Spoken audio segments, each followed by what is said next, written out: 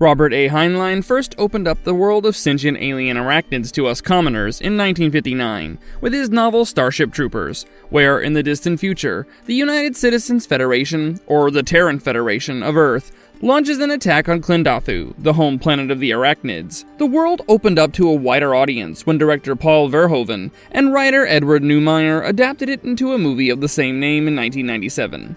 The popularity of the movie soon spawned an entire franchise, with more movies, video games, comics, and TV series following swiftly behind. One of the most interesting villains in the Starship Troopers universe is Behemecoatyl, the Godbug. Let's learn all that we can about it in today's marvelous video. Before we go into our explanation, we have a very small request. If you like our content, please support us by subscribing to our channel. This is a small click for you, but for us it means a lot. Thank you. Let's begin. What is a Behemecoatyl? We first hear of the Behemecoatyl in the 2008 movie Starship Troopers 3: Marauder, directed by the writer of the first film, Edward Neumeier. Behemecoatyl, or the Godbug, is the behemoth leader of the arachnids, and it deeply buries and entrenches itself in its home planet, Oscar Miguel 1. It's an extremely large creature with multiple eyes and a horizontal mouth. There are many similarities that the Godbug share with brain bugs. Just like brain bugs, it can drain memories out of its victims, but it's far more intelligent than the brain bug, as it has telekinetic powers as well. The spider-like appendages of the bug stick out from underground, with which it hunts its prey. By using the numerous tentacles coming out of its mouth, the Godbug then proceeds to suck the memories out of its helpless prey and use it as a puppet to do its bidding.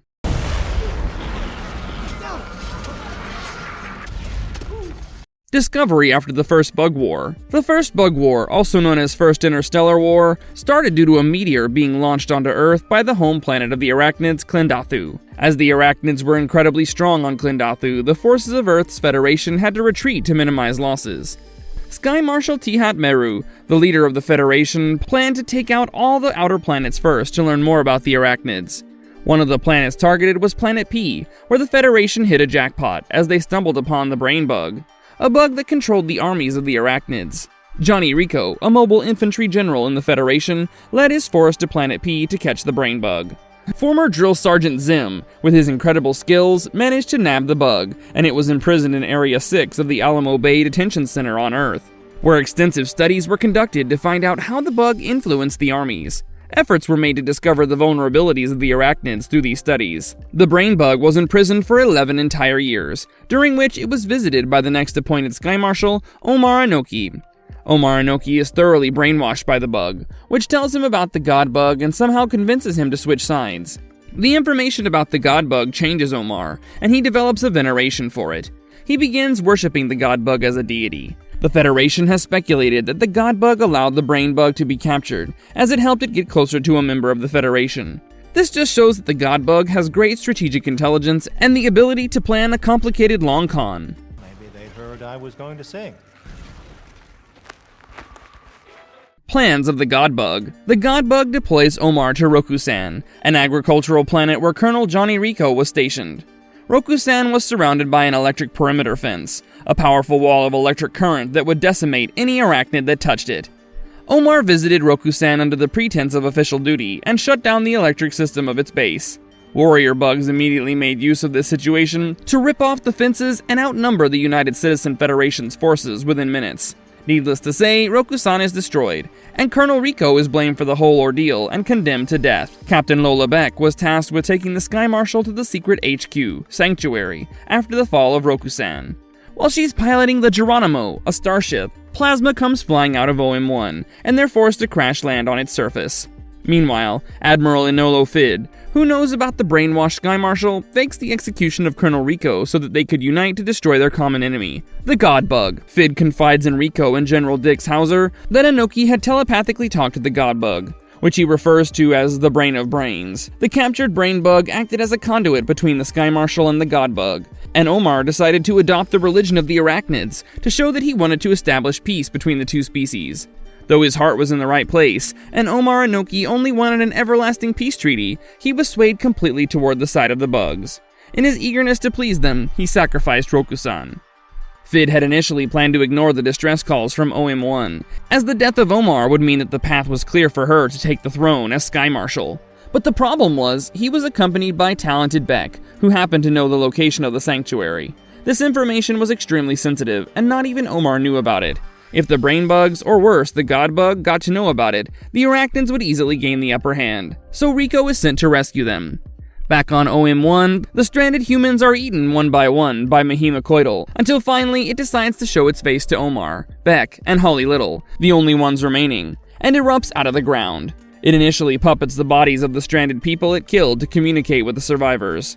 The Sky Marshal immediately pledges allegiance to it and expresses his reverence. He also tells the creature his plans for world peace, but as they say, dealing with the devil is never profitable. Within seconds, the Godbug eats the Sky Marshal and absorbs all the knowledge he had. Before the Godbug moves on to the main course, Beck, Rico intervenes with the M11 Babar Marauders, strong bipedal mech vehicles equipped with 2 weapons each. Behemecoatyl is not one to back down, and sends out warrior bugs to attack them. The Marauders begin slaughtering the warrior bugs and inflict damage on the Godbug. As he racks his brain on how to take down the huge Behemecoatyl, which spreads across most of the planet, Rico realizes that OM1 has the Bug Hive, the ruling body of the arachnids. He decides to nuke the whole planet using the newly made, controversial quantum bomb, and heads home with the rescued survivors, Little and Beck, and 0 casualties. Can the United Citizen Federation finally get some rest? Behemecoatyl was the leader of the arachnids, and since it was killed, the United Citizen Federation believes that the arachnids will be set back significantly in the conflict against Earth. But there are still many questions that the Federation needs to find answers to if they ever hope to establish some peace and order. The first question is whether the killed Behemecoatyl was the only one of its kind. If there are many like it, the Federation will need to start training its armies to face them. The arachnids will surely launch an even more ferocious and violent attack with the help of other Godbugs pulled into the path of vengeance due to the death of their comrade. Although quantum bombing them all is a possible option, the Q-bomb, as it's known, is a controversial option on Earth because many religious factions believe that the Federation has no right to decide which planet will live or die. The Godbug had also obtained a lot of sensitive intel from Sky Marshal Omar Inoki, and it's not known whether it died before or after it conveyed all the knowledge it consumed to other brain bugs under its authority. If the Godbug had managed to send the information, it would be child's play for the other brain bugs to plan an effective attack against the humans. No love for the Godbug. A constant debate in the Starship Troopers fanbase is whether the Godbug can be considered canon. While the good majority say that the Godbug is indeed a good addition to the canon, many others believe that the character design of the creature is very stupid. Some point out that a psychic Godbug who has all the information a Sky Marshal did would have factored in the existence of the Q-bomb and the Marauder suits. They're supported by the fact that none of the media like Starship Troopers Invasion, the 2012 animated film, Starship Troopers Traitor of Mars, the 2017 animated film, or the 2022 video games Terran Command and Extermination mention the Godbug at all. Ultimately, it's up to you whether Behemecoatyl deserves to be in Starship Troopers canon or not, as the real answers keep changing depending on who you ask. Marvelous verdict. The Godbug is truly a formidable foe. Do you think other Godbugs exist? Do you think Behemecoatyl sent the information to other brain bugs? The comments section is wide open to hear your opinions. If you like this video, please support and encourage us by leaving a thumbs up.